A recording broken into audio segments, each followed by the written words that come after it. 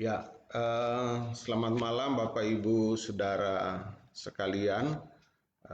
Kita segera akan mulaikan pertemuan kita pada malam hari ini atau kelompok sel pada malam hari ini,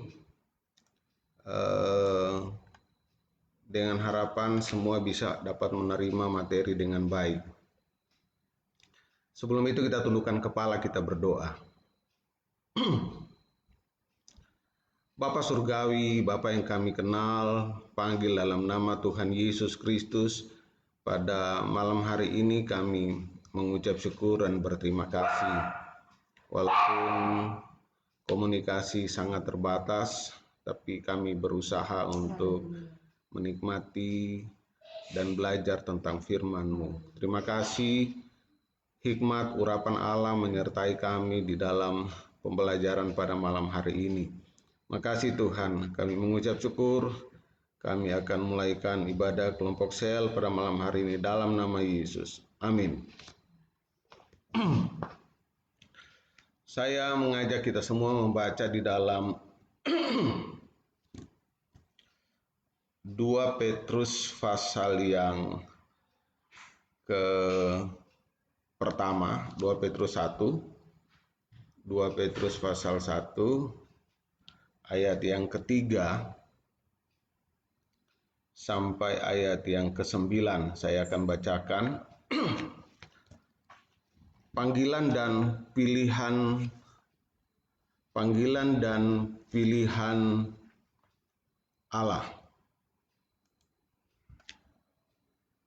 Karena kuasa ilahinya,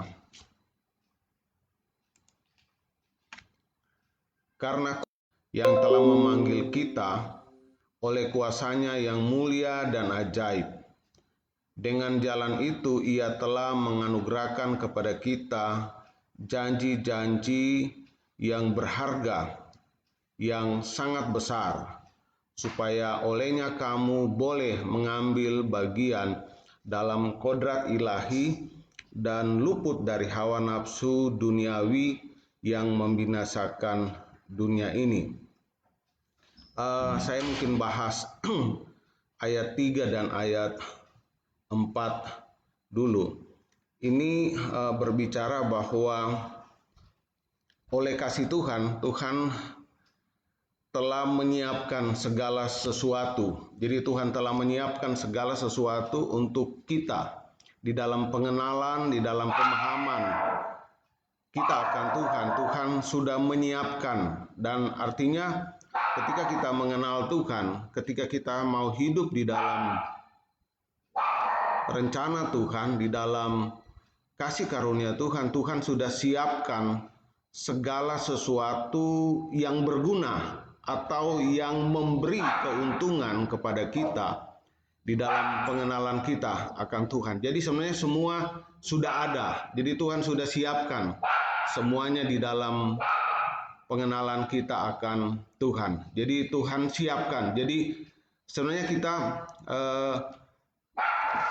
tinggal menjalaninya, hidup di dalamnya, maka kita akan dibuat Tuhan berhasil di dalam kekristenan kita ini. Ya, Dia telah memanggil kita dengan kuasanya yang mulia dan ajaib. Di dalam ayat yang keempat, dengan jalan itu ia telah menganugerahkan kepada kita janji-janji yang berharga. Jadi ketika kita melaksanakan semua apa yang Tuhan mau di dalam hidup kita, ada banyak janji-janji yang berharga yang dikatakan sangat besar, yang olehnya kamu boleh mengambil bagian di dalam kodrat ilahi. Jadi semua apa yang Tuhan inginkan, yang Tuhan rencanakan, yang Tuhan siapkan untuk kita semua, itu kita sudah bisa dapatkan di dalam Dia, sehingga dikatakan kita bisa luput dari hawa nafsu duniawi yang membinasakan dunia ini. Jadi sebenarnya ketika kita mau hidup di dalam Tuhan, kita jalani apa yang Tuhan mau, kita lakukan apa yang Tuhan mau, maka kita bisa hidup di dalam satu kekuatan, keberkatan yang semuanya itu memberikan kita kemenangan-kemenangan yang luar biasa di dalam hidup ini. Nah, di dalam ayat yang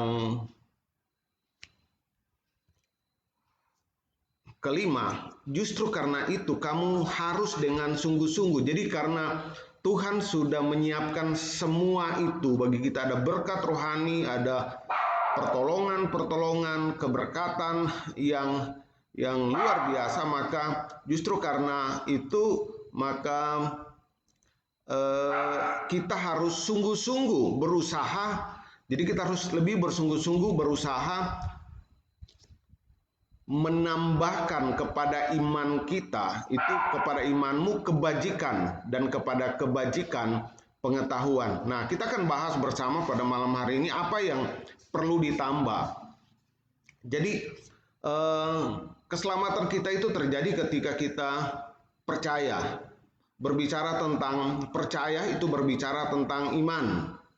Nah, iman yang dengan kita percaya bahwa Yesus sudah mati di atas kayu salib menebus dosa kita semua, itu iman. Pada saat kita percaya, tetapi untuk menjalani kehidupan yang sukses, menjalani kehidupan yang berhasil, tidak berhenti hanya sekedar percaya saja, tetapi di dalam kepercayaan itu kita harus lebih sungguh-sungguh menambahkan. Dikatakan, karena itu kamu harus dengan sungguh-sungguh berusaha. Jadi sungguh-sungguh berusaha. Jadi orang yang tidak berusaha melakukan sesuatu di dalam pengiringan kepada Tuhan, maka dia tidak akan menjadi umat yang berhasil. Dia tidak akan menjadi umat yang sukses di dalam pengiringan kepada Tuhan. Menambahkan kepada imanmu kebajikan dan kebajikan kepada pengetahuan. Saya baca dulu seterusnya. Ayat 6, dan kepada pengetahuan penguasaan diri, kepada penguasaan diri ketekunan, dan kepada ketekunan kesalehan. Ayat 7, dan kepada kesalehan kasih akan saudara-saudara, dan kepada kasih akan saudara-saudara kasih akan semua orang. Di dalam ayat yang ke-8, apabila semuanya itu, perhatikan baik, dalam ayat yang ke-8 ini merupakan hal yang perlu kita perhatikan. Apabila, dan sebab apabila semuanya itu ada padamu dengan berlimpah-limpah. Jadi ada 7 poin tadi yang ada pada kita dengan berlimpah-limpah. Saya akan dibuatnya menjadi giat. Jadi kita akan secara natural, rohani kita akan menjadi giat dan berhasil dalam pengenalanmu akan Yesus Kristus Tuhan kita.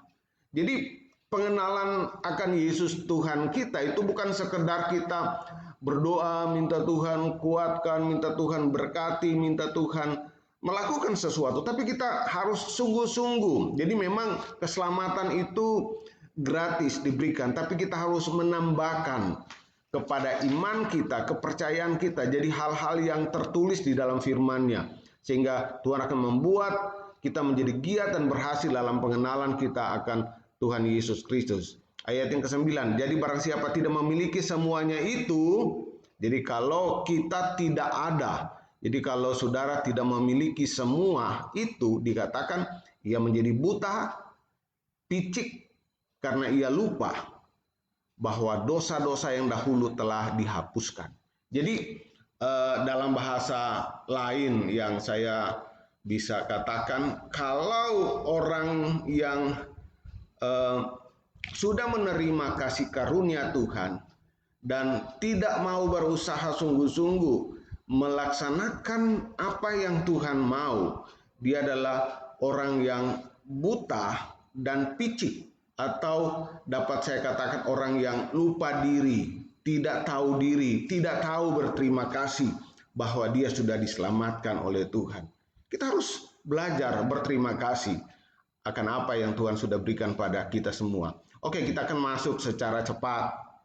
Jadi iman atau percaya itu harus ditambah dengan saya sebutkan dengan 7 perkara, sebab memang disebutkan dengan 7 perkara di sini. Justru karena itu kamu harus dengan sungguh-sungguh berusaha untuk menambahkan kepada imanmu kebajikan, dan kepada kebajikan pengetahuan. Nah,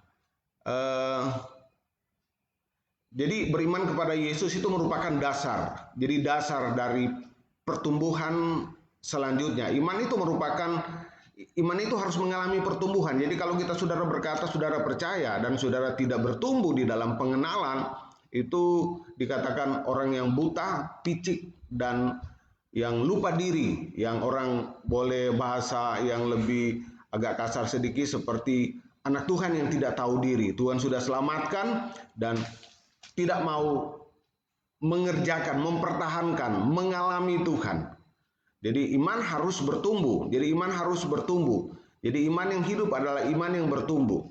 Dan iman yang bertumbuh itu bukan hanya sekedar percaya, tapi iman yang bertumbuh adalah iman yang bertambah. Amin.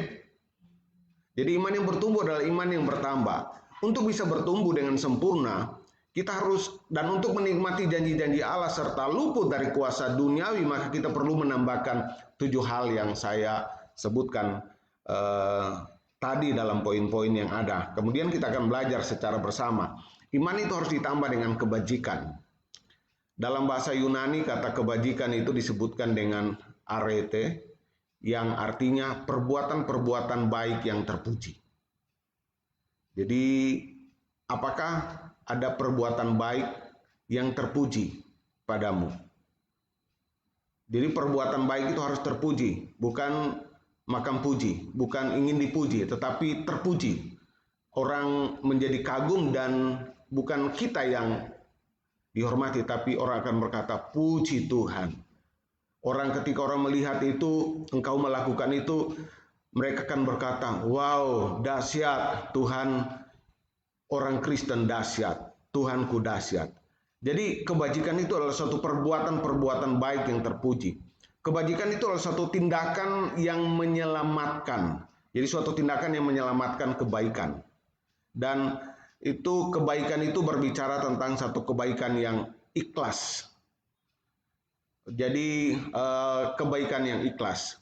Jadi kebaikan yang kita lakukan itu harus ikhlas. Saudara mau membantu seseorang, ikhlas.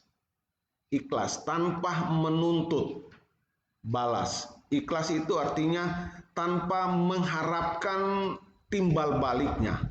Jadi lakukanlah segala sesuatu. Sebab dikatakan kata menambahkan itu di dalam bahasa Yunani disebutkan dengan koregeo, artinya memupuki. Jadi dipupuk. Jadi ketika kita menambahkan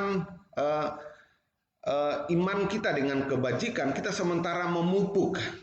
Jadi iman dipupuk, ditambah lagi dengan kebajikan. Jadi iman itu sehingga bertambah dan kita menjadi jemaat yang terpuji. Amin. Dan itu harus dilakukan secara sungguh-sungguh. Nah, kata sungguh-sungguh ini saya sebutkan di dalam bahasa Yunani disebut dengan spode atau kerajinan. Itu sungguh-sungguh, ada kerajinan, ada ketekunan, ada upaya yang sungguh-sungguh. Ada semangat yang berapi-api. Jadi kalau kita melakukan mencari Tuhan, itu menambahkan kebajikan, jadi beriman dengan menambahkan kebajikan, ada semangat yang berapi-api, itu saudara bersungguh-sungguh. Tapi kalau saudara, ayo besok hari Minggu ke gereja, nanti tunggu waktu saja, atau mungkin saudara bilang nanti lihat kalau saya tak bangun, kalau saya terbangun, kalau saya alarm, kalau mungkin alarm saya berbunyi. Nah, saudara, Tuhan kita adalah Tuhan yang peduli pada kita, tetapi kita juga harus serius dengan Dia. Jadi anak Tuhan yang baik. Jadi jangan cuma sekedar jadi anak Tuhan yang asal-asalan. Di dalam Yakobus pasal 2 ayat 14 sampai 26 itu saya tidak catat secara keseluruhan di sini, tapi itu dikatakan iman tanpa perbuatan itu, tanpa perbuatan baik itu mati. Jadi saudara berkata beriman, tapi saudara tidak pernah mau berusaha sungguh-sungguh. Saudara adalah memiliki iman yang mati. Iman yang mati itu percuma. Artinya percuma kita mengiring Tuhan, percuma saudara percaya kepada Tuhan, percuma saudara ke gereja. Kalau saudara hanya beriman tetapi tidak sempurna. Nah, kita harus beriman dengan sungguh-sungguh. Memang kita diselamatkan oleh kasih karunia Tuhan. Di dalam Ibrani 12 ayat 2, Allah yang akan menyempurnakan iman kita. Jadi Tuhan yang akan menyempurnakan. Jadi kita kerja saja. Saya tahu saya melakukan dengan sangat terbatas dan tidak pernah sempurna, tapi Tuhan mengerti kerinduan hati kita, Tuhan mengerti hati saudara dan Dia mau untuk memberkati kita semua. Jadi lakukan saja tugas kita dengan baik, maka Tuhan akan menyempurnakan itu. Jadi ada kerjasama yang baik antara manusia dan Allah. Haleluya. Dan yang kedua, nah ini semua habis jam. Yang kedua, iman ditambah dengan pengetahuan. Kata pengetahuan itu di dalam bahasa Yunani disebutkan dengan gnosis. Jadi kata pengetahuan itu ada gnosis. Artinya itu kebijaksanaan. Jadi orang yang berpengetahuan dia orang yang bijak. Tidak sembarang ngomong, tidak sembarang berbicara. Orang yang bijak itu dia punya pengertian. Orang yang bijak itu dia pandai mengenal dan memahami. Dia akan berlaku dengan baik dan tepat dalam situasi-situasi tertentu. Itu orang bijak. Jadi orang bijak dia tidak sembarang dengan bicaranya, orang bijak tidak sembarang dengan kelakuannya, orang bijak tidak sembarang dengan apa yang dimilikinya. Jadi pengetahuan ilahi yang dapat membuat kita bertumbuh dalam pengenalan yang benar. Jadi kita bertumbuh ketika kita mengerti, memahami Tuhan, kita akan mengalami Tuhan. Pengetahuan duniawi dapat membawa kita mengenal Allah dengan benar. Betapapun pinternya seseorang. Jadi pengetahuan duniawi bukan dapat. Pengetahuan duniawi tidak dapat membawa kita mengenal Allah dengan benar. Betapapun pintarnya seseorang. Jadi hanya Allah yang dapat memberikan kita pengenalan akan Dia. Saudara bisa catat ayat-ayatnya itu di dalam Kolose 1 ayat 9 dan 10, juga di dalam 1 Korintus pasal 1 ayat 18 sampai 28 kita tidak bacakan. Kemudian pengetahuan dari Allah akan membuat kita bertumbuh dalam pengenalan, bertumbuh dan mengenal Dia dengan benar. Jadi ketika kita bertumbuh dan mengenal Dia dan benar, jadi itu pengetahuan akan Allah. Pengetahuan dari Allah membuat kita menjadi mengerti kehendak Allah. Jadi ketika kita mengerti kehendak Allah, kita akan tahu bahwa, waduh, saya harus melaksanakan ini dengan baik dan benar. Pengetahuan membuat kita mengerti firman Allah dan tidak berlaku ekstrim. Jadi pengetahuan akan Allah, jadi pengetahuan kita akan Allah akan membuat kita mengerti akan Allah. Jadi tidak menjadi orang yang ekstrim, tidak menjadi orang yang tidak bijak. Jadi kebijakan dari Tuhan itu akan membawa kita lebih mengenal akan Tuhan. Munculnya sekte-sekte dan bidat atau ajaran-ajaran yang sesat karena kurang pengetahuan yang benar. Jadi sekte itu muncul itu karena kurang pengetahuan yang benar akan Tuhan. Jadi yang mereka miliki itu adalah pengetahuan pikiran mereka yang mereka kelola. Akhirnya orang yang tadinya ahli Alkitab, memahami Alkitab, mereka kelola dengan berpikir secara logis, secara baik. Akhirnya mereka menjadi orang yang kembali tidak mengenal akan Tuhan.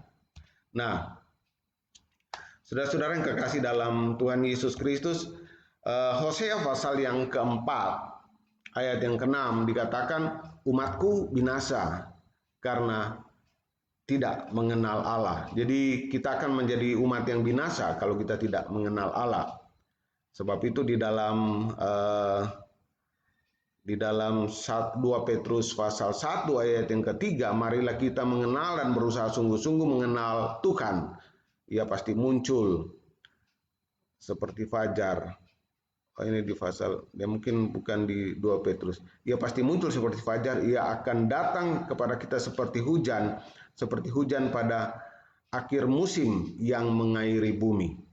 Jadi dalam Hosea pasal 6 ayat yang ketiga, marilah kita mengenal dan berusaha mengenal sungguh-sungguh akan Tuhan. Ia pasti muncul seperti fajar, ia akan datang kepada kita dan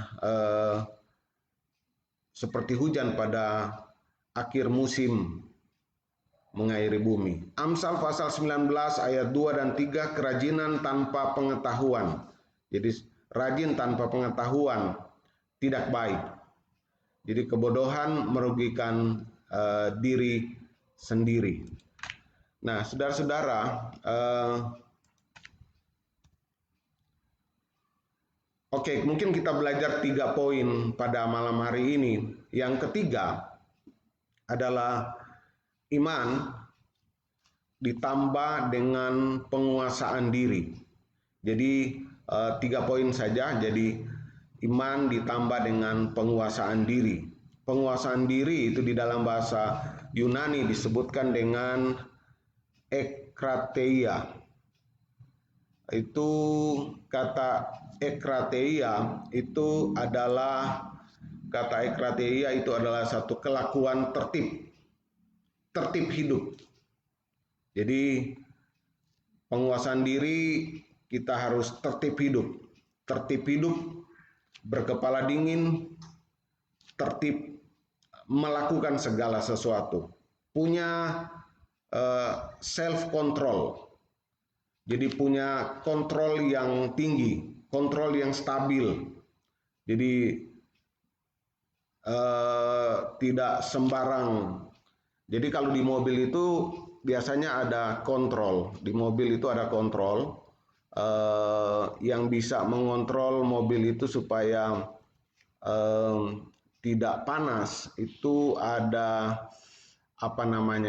radiator. Radiator itu ada air yang ditaruh, ada semacam obat yang kemudian air itu dia akan mengalir ke seluruh bagian mesin mobil, dia akan terus berputar dan berputar. Kemudian dari controlling itu ada angin yang meniup di radiatornya, dan radiator akan menjadi sedikit dingin dan terus dia akan berputar. Dia akan sekencang apapun mobil itu, kalau dia stabil dan tidak ada yang tersumbat, maka dia tetap di dalam temperatur panas yang bisa dilewati. Jadi mobil itu bisa berjalan dengan baik dalam temperatur yang ada. Nah, kalau kita punya self control kurang, kalau saudara tidak punya kontrol diri yang kurang, maka biasanya akan terjadi ledakan, biasanya akan terjadi kerusakan.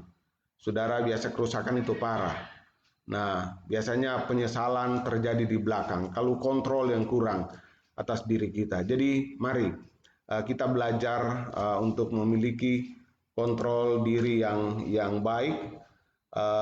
Jadi kita harus memiliki kontrol diri yang baik. Nah, mesin mobil harus ada radiator untuk mengatur suhu supaya mesin itu tidak panas. Jadi mesin itu akan rusak kalau dia tidak memiliki radiator yang baik. Jadi kalau iman kita juga panas, itu bisa rusak dan itu tentu akan gagal mencapai tujuan. Jadi harus ada stabilator supaya kita tidak oleng. Jadi itu self control juga itu stabilator. Biasa di mobil-mobil juga itu dipasang stabilizer. Jadi sehingga mobil itu jalan dan dia tidak oleng. Jadi di dalam 1 Korintus pasal 9 ayat yang ke-6 ayat 25 dikatakan orang yang bertanding itu harus menguasai diri di dalam segala hal. Jadi orang bertanding itu harus menguasai diri dalam segala hal. Jadi kalau kita berada dalam pertandingan iman, kita harus menguasai diri dalam segala hal. Bahkan Paulus berkata bahwa aku melatih tubuhku dan menguasai seluruhnya. Jadi ini tubuh harus dilatih. Sekarang masa-masa yang terjadi sekarang ini kita sementara melatih iman kita untuk bisa mengontrol diri. Melatih iman kita menunjukkan diri kita beriman dan percaya sungguh kepada Tuhan. Bukan sekedar tahu, tetapi itu orang akan melihat, orang akan bisa membaca apakah ada kebaikan, apakah ada sesuatu yang baik. Dan juga dalam Galatia pasal 5 ayat 23 dikatakan salah satu dari buah roh adalah penguasaan diri. Sudahkah kita memiliki penguasaan diri? Amsal 16 ayat 23, orang yang sabar melebihi pahlawan, orang yang menguasai dirinya melebihi orang yang merebut kota. Tuhan mau kita memiliki hal-hal ini sehingga kita bisa berhasil di dalam hidup ini. Dan sebagai kesimpulan pada malam hari ini, iman kita harus ditambah dengan kebajikan. Kebajikan adalah perbuatan baik yang terpuji. Dan itu akan menyelamatkan kita. Iman kita itu harus ditambah dengan pengetahuan. Pengetahuan itu bicara tentang kebijaksanaan, pengertian, kepandaian untuk mengenal dan memahami, sehingga kita tahu kehendak Tuhan. Kemudian iman itu harus ditambah dengan penguasaan diri. Penguasaan diri itu sangat baik, sehingga kita bisa mencapai tujuan dan sasaran iman. 4 poin berikutnya saya akan sampaikan pada materi komsel berikutnya. Kiranya ini akan memberkati kita, dan saya serahkan kepada pimpinan-pimpinan kelompok sel untuk berdiskusi di dalam wadah komunikasi yang saudara-saudara itu, atau mungkin lewat WhatsApp atau gimana, saya serahkan. Mari kita tundukkan kepala dan kita berdoa. Bapa Surgawi, Bapa yang kami kenal, kami panggil di dalam nama Tuhan Yesus Kristus, kami mengucap syukur pada malam hari ini karena kami boleh mengerti kebenaran, kami boleh belajar tentang satu kebenaran yang akan memberikan kami kemenangan di dalam segala sesuatu. Kami percaya Tuhan akan menolong kami. Kami serahkan diskusi-diskusi kelompok yang akan mereka bicarakan sebentar. Biarlah urapan Tuhan menyertai mereka semua. Kami mengucap syukur dan kami sudah berdoa dalam nama Tuhan Yesus Kristus. Haleluya. Amin. Shalom. Mohon masukan apakah suara saya jelas terdengar, bisa nanti di komen di bawah. Tuhan Yesus memberkati. Apakah tulisan-tulisan yang saya tuliskan itu bisa juga terbaca dengan baik? Terima kasih.